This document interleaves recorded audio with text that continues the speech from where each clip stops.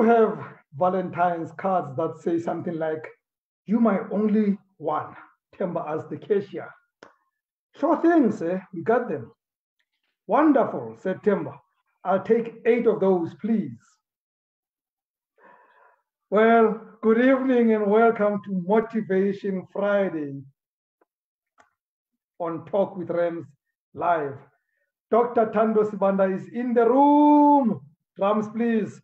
I know you're as excited as I am about him being here. Thank you for choosing to join us on Instagram Live, Facebook Live, and YouTube. We are Talk with Rams Live, and we're going to be with you between now and 8 p.m. with our resident personal development coach, Dr. Thando Sibanda. And tonight we're talking the power of positive belief systems. Dr. T, good evening once more.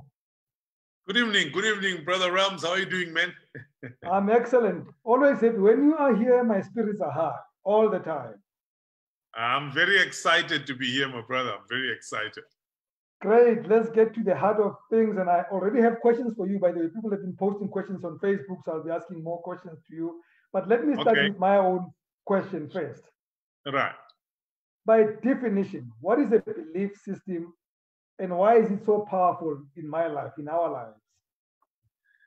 Right. I think to explain that very effectively, I'd have to get into the science of it, just to get to understand the neuroscience of a belief system. Right. By simple definition, a belief system is an internalized certainty concerning something. You know, it's an internalized certainty. You know, something that you have embraced and accepted as a certainty to the level that it runs in your subconscious mind. You don't ask yourself questions, you don't question it, but you have accepted it as a certainty. You know, it's like people that grow up and, you know, you come into the room, every time you switch on a light, you know, you flick the switch. When you flick the switch, you believe that the lights will come on. I'm sure it doesn't happen much with women, but I'm sure you'll see that a lot of men, even when you know that they are, you know, ESCOM has taken the lights, you still get home and you still flick the switch because deep inside you believe that when I flick switches, lights come on. And so. Yes. And so we've got to come back really to the science of human behavior. Now, I just want to point out that it's the same thing, you know. Computers, I've got a Mac computer here, it runs a Mac operating system. If you have a Windows computer, it runs a Windows operating system. Belief systems are the operating systems that run in human beings, you know. And so people will always act in accordance with their belief system. Now this is very important. Remember, we say neurons that fire together, wire together. Right, and neurons, it's the network we have. We've got over 100 billion neurons that move information from the brain to every other part of your body. And when you do things in a certain way over a period of time, you develop what are called neural pathways, or you develop a neural network. Now, that neural network, once it becomes established, it ceases to become a function of your cognitive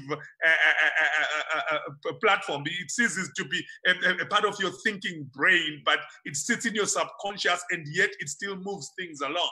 So a belief system is like that. Once you have internalized something and you've believed it, I'm going to talk about how it's formed later on, but once something is entrenched, it's an internalized certainty within you, it becomes the framework, it becomes the world, the internal worldview against which anything you do and say sort of taps in. So that even without thinking, belief and belief systems are existing, and they show up and they influence our lives in a very, very big way.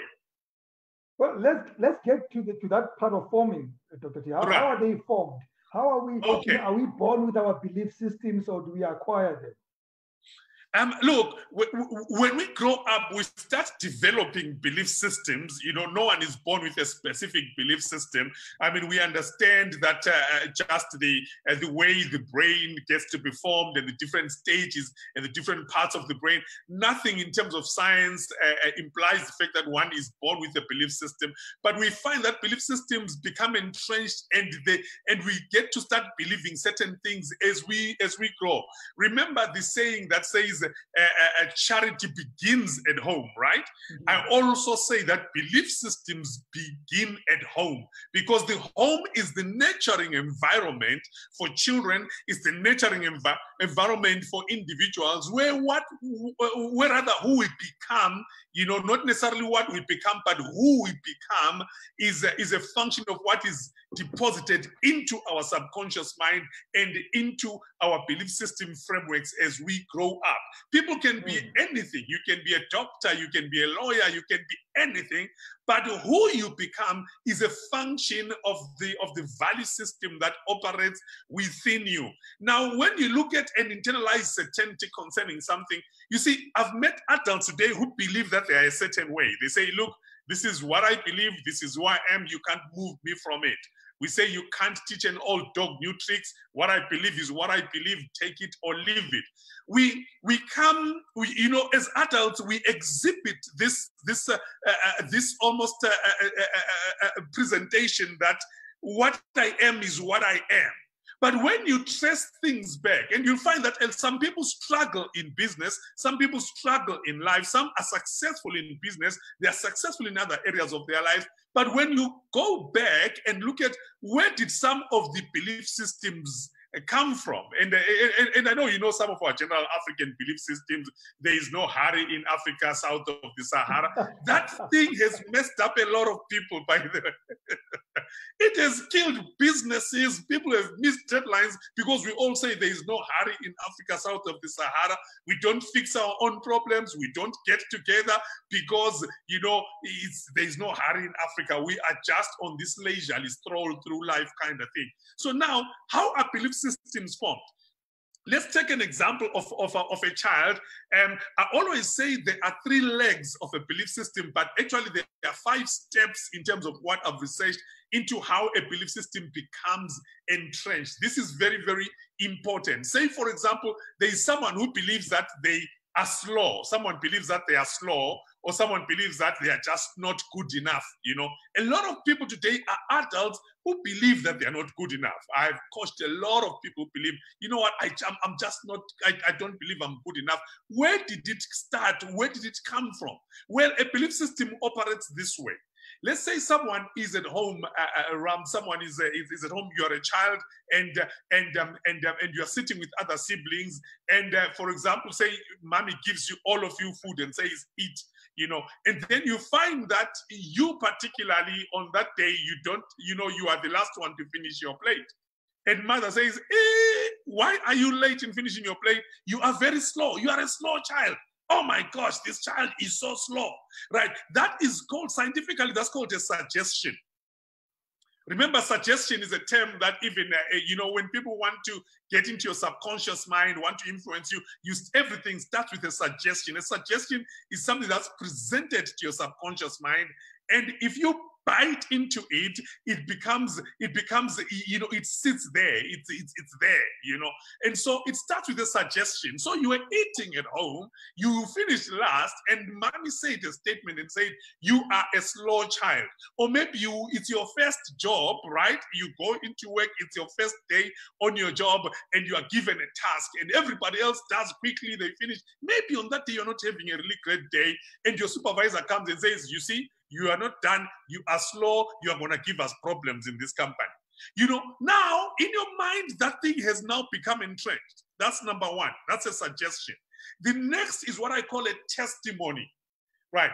Remember, a testimony is something that is presented to confirm a certain fact in terms of just the basic understanding. Now you go to school, again, there's an exercise on the board, other kids finish quickly, and you are still on point number 3 or point number 4, and the teacher says, hey, why are you so slow today? Same story, Other people at work do something very quickly. A project is done. You are still trying to figure out, or maybe you are still trying to cross, cross the T's and dot the I's. And they say, and the supervisor says, "Hey, why are you so slow? Why are you so slow?" Now, from what happened, the first instance at home, mother said, "I'm slow." Now, teacher has said, "I'm slow." So teacher is providing context for the statement that mother said at home.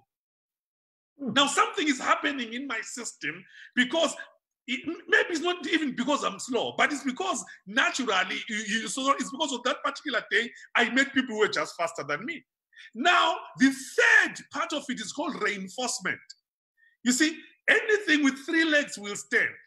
So now 2 people in different areas of my life that I trust have said I'm slow. The third one is a reinforcement.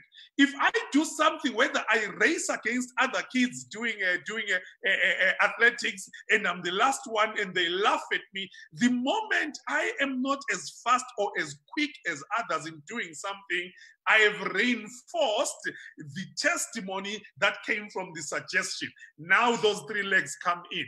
Remember, anything with 3 legs will stand. A table with 3 legs will stand.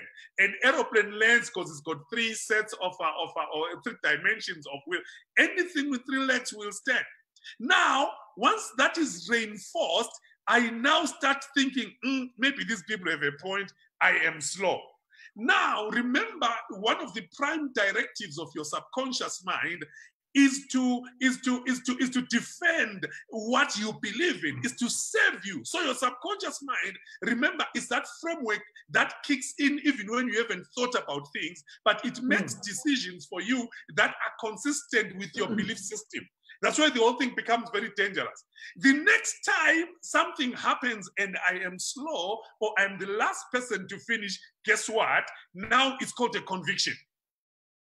So I'm no longer now taking suggestions from everyone else that say I'm slow.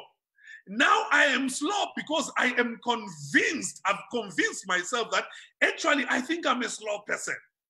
The danger of that is that then now your subconscious mind starts supporting you. Where you could be fast, you will be slow. Where you could do things and finish them, you find yourself doing them slowly because you are now justifying within yourself that you are slow.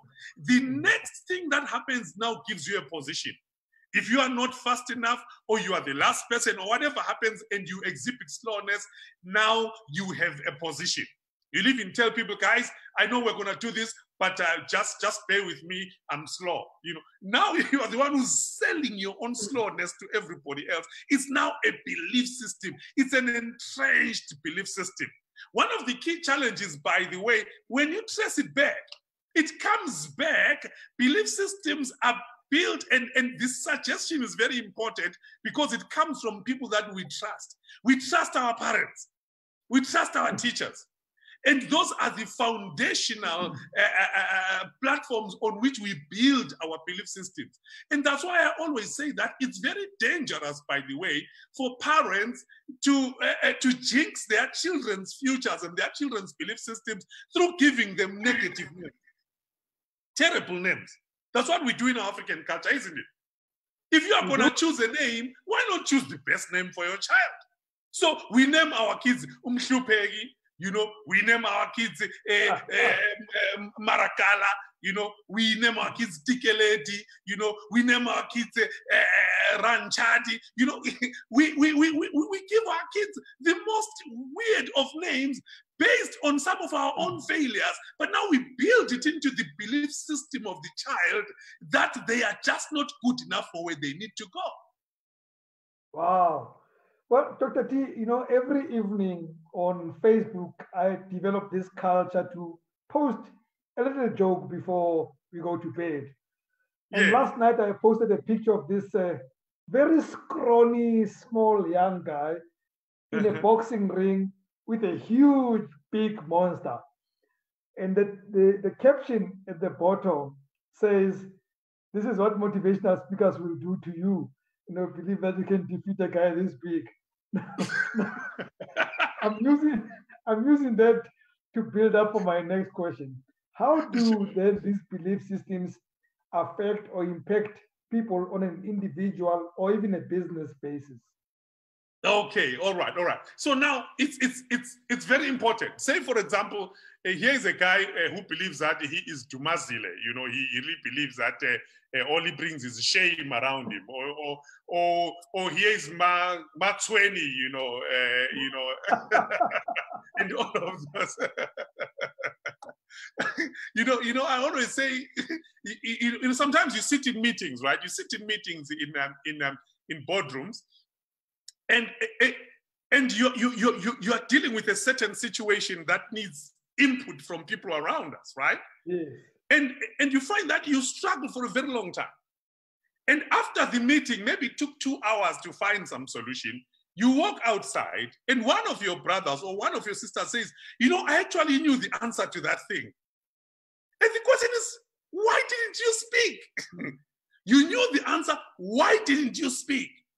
You see, it's because this person sits there and is second guessing themselves. Because the very point their belief system says, I am not good enough.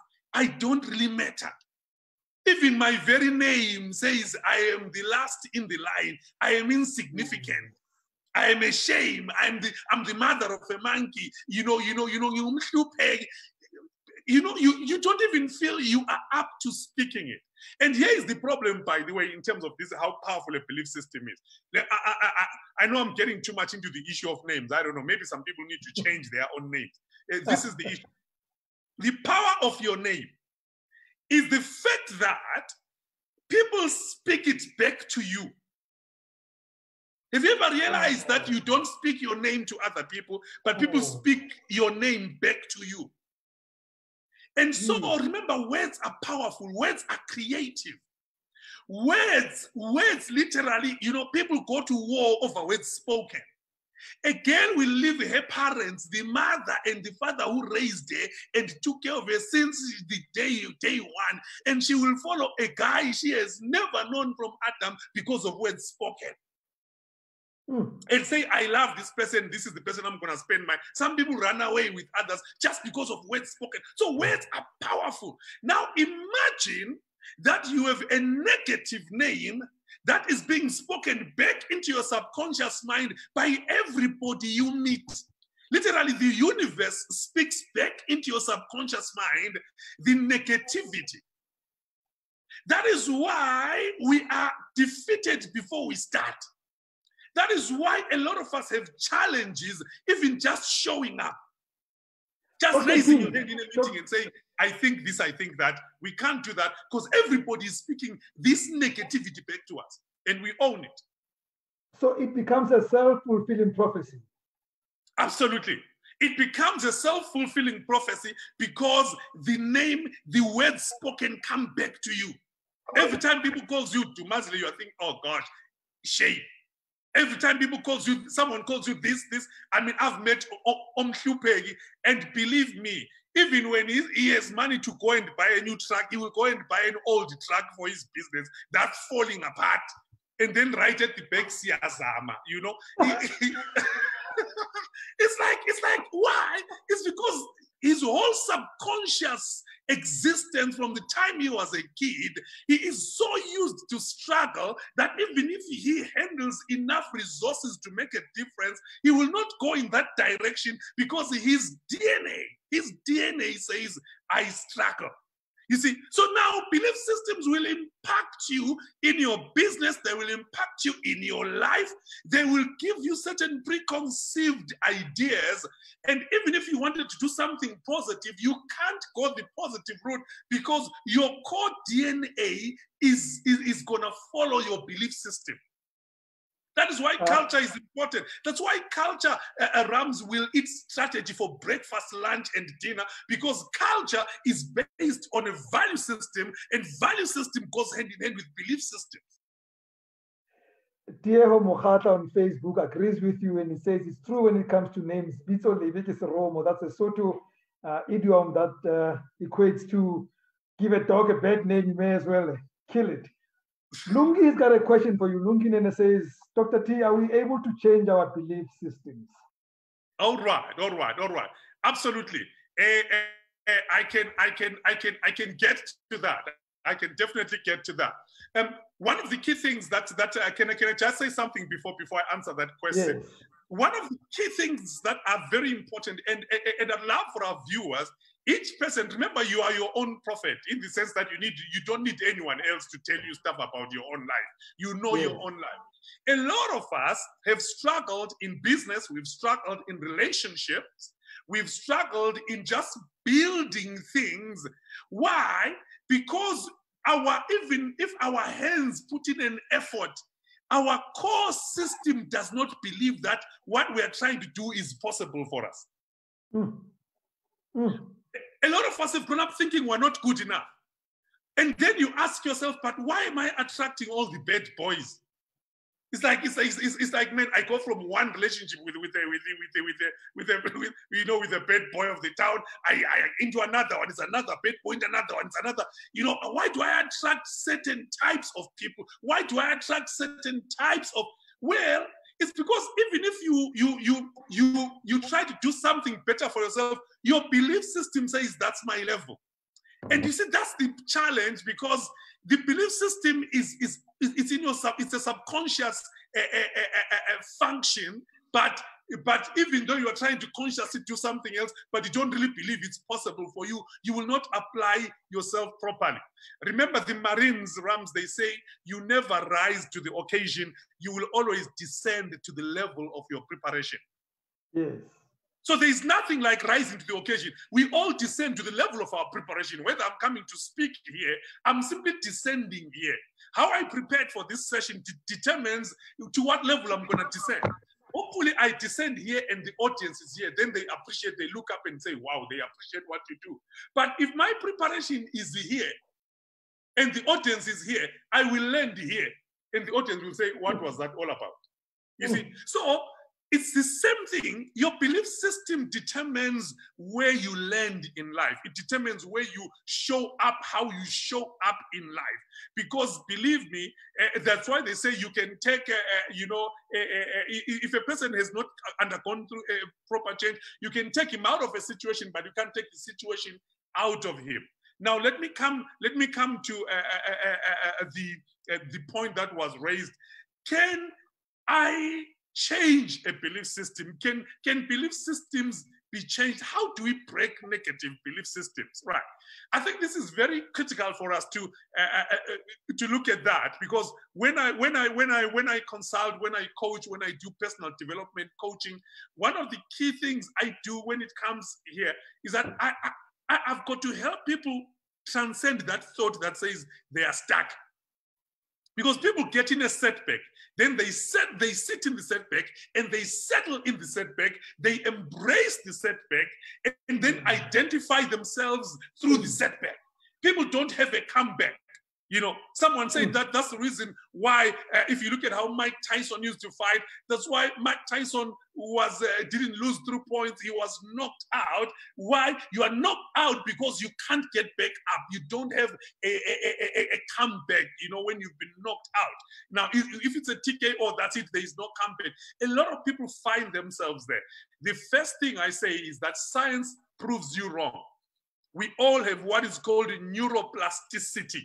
Now, neuroplasticity is the ability and the capacity of our brains to learn new ideas and to form new neural pathways. So yes, we can break through a negative belief system. We can birth new neural pathways. In fact, one of the key things I do is that I do what is called a break a leg activity. And I want to encourage our viewers tonight who may be in that position where there is a certain limiting belief, because all the negative beliefs, they limit you. They hold you back. They're like, it's almost like if you've been tied to a tree, right? You want to run and someone ties you with a 5 meter long cable to a tree. You can only go as far as the circumference or as far as the length of what binds you. So if you go around the tree, you are only moving in a 5 meter radius. And that's always the challenge.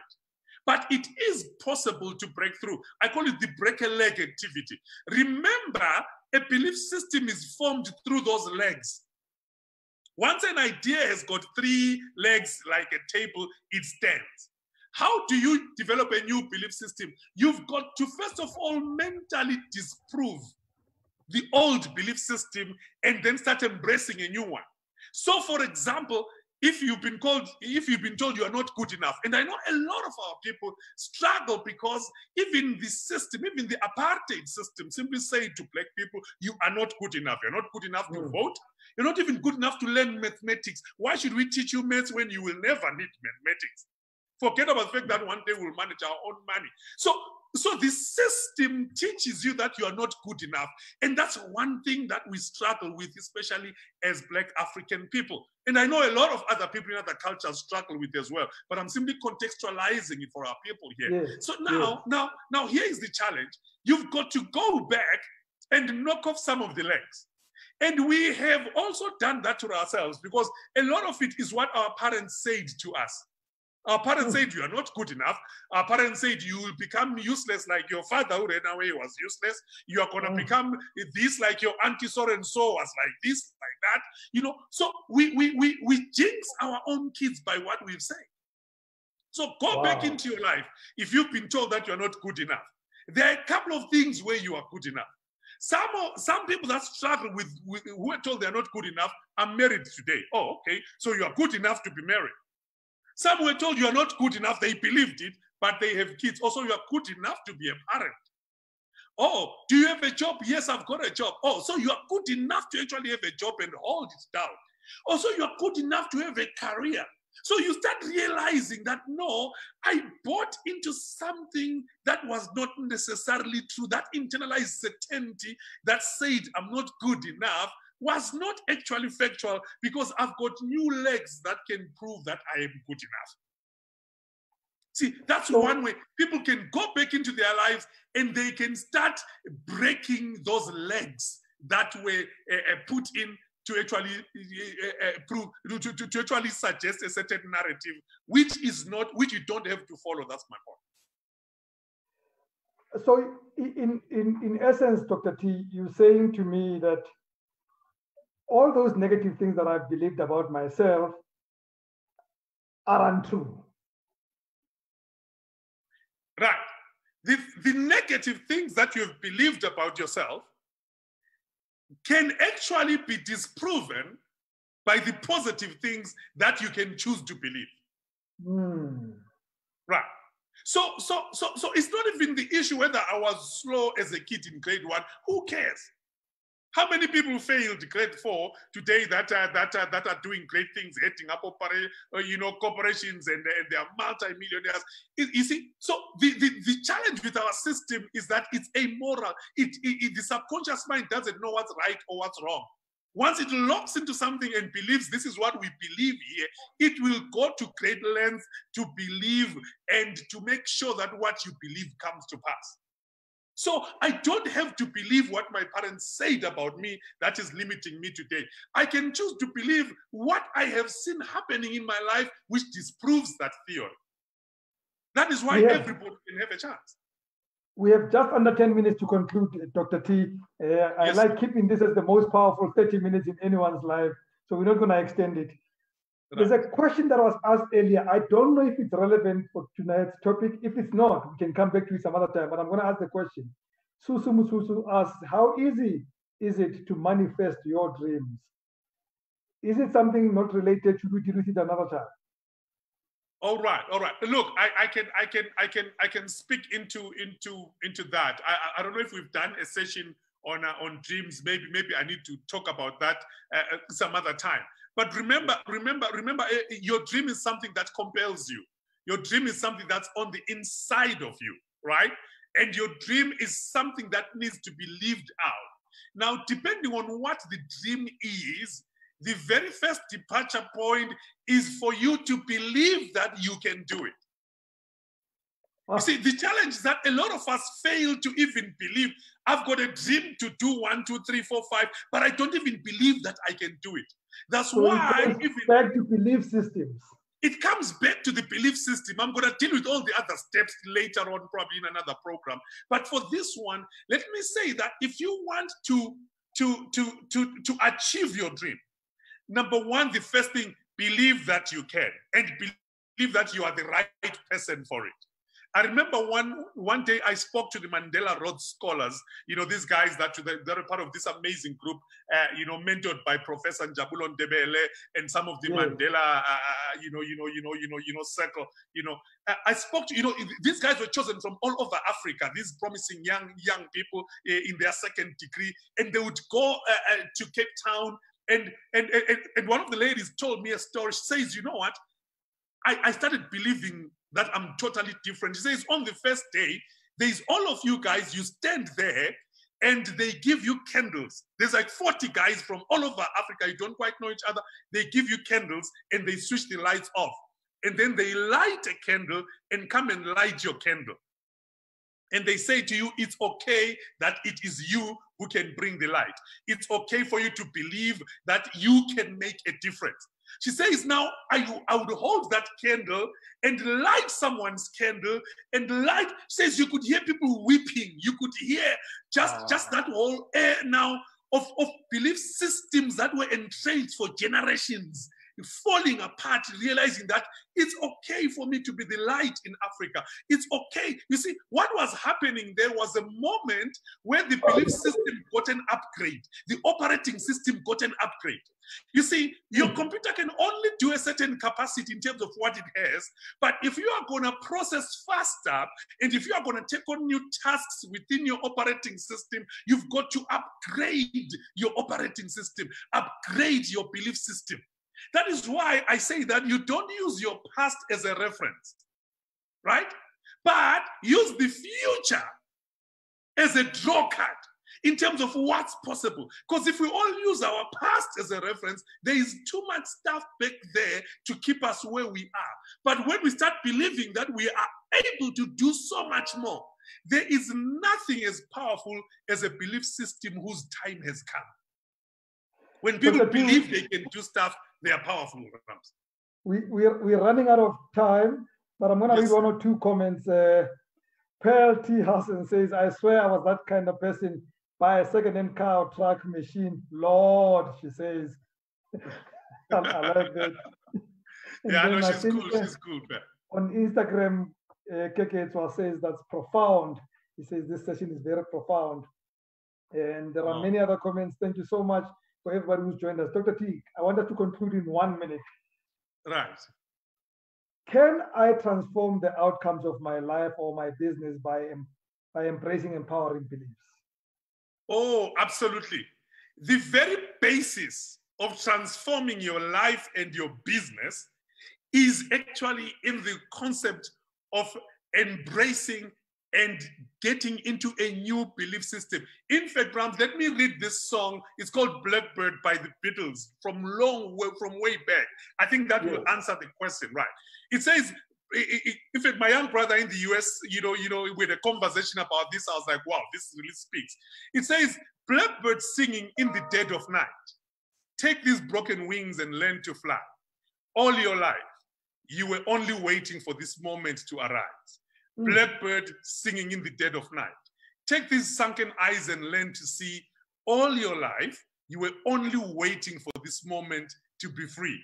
And then the chorus, all your life, you were only waiting for this moment to arise. You see, once you start embracing a new belief system, you are embracing your moment of rising. You are embracing your moment of comeback. You are embracing your moment of ascending into greater things. It all begins with an upgrade to our belief system, Rams. Dr. Thando Sibanda, where else do they get this? I know there is a book they must get. Yes, sir. Yes, sir. Yes, sir. The power of a belief system is actually in my book. This book is called The Winning Mindset. You can find it on drthando.com. If you go to www.drthando.com and you go to the store, you are able to purchase this book. And all the concepts I'm sharing, especially in this personal development series, are coming from this book. So it's nice when you've read the book, and then when I talk like this, you can definitely refer back to the concepts that are written in the book. So drthando.com is the website.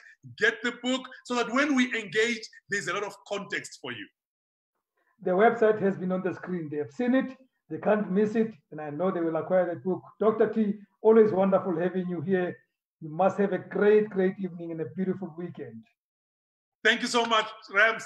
It's been great being here, brother. Excellent. Thank you, everybody, for joining us on Instagram, on YouTube, and Facebook. I've seen your comments. I like your comments. We shall make sure that those that are personal go to Dr. T. He sees them and he can respond to them. I'm going to condemn you to soapies and all those things that don't build you, but I hope you come back for more empowering stuff next Monday, 7:30 p.m. And we're going to have a masterclass on sales. I'm bringing a master on sales, the guy who's done sales for more than 20 years. He's going to teach you how to sell and build your business. In 30 minutes, it's going to give you a lesson you will never, ever, ever forget. Look out for it. So I suppose I must have some soapy time too. It's a Friday after all. I'm allowed to do a soapy. Although I don't know any soapies, I'll find one on television. I'm glad to get rid of Freddie. He controls my life Monday to Friday. He can now go wherever he goes until I see him again on Monday. And I'm so grateful for what he does to keep us on air and make sure that we can receive us. Thank you so much for choosing to be with us. Thank you so much for supporting this platform and sharing with many people. I see that you do. From me, Rams Mabote, good night and God bless.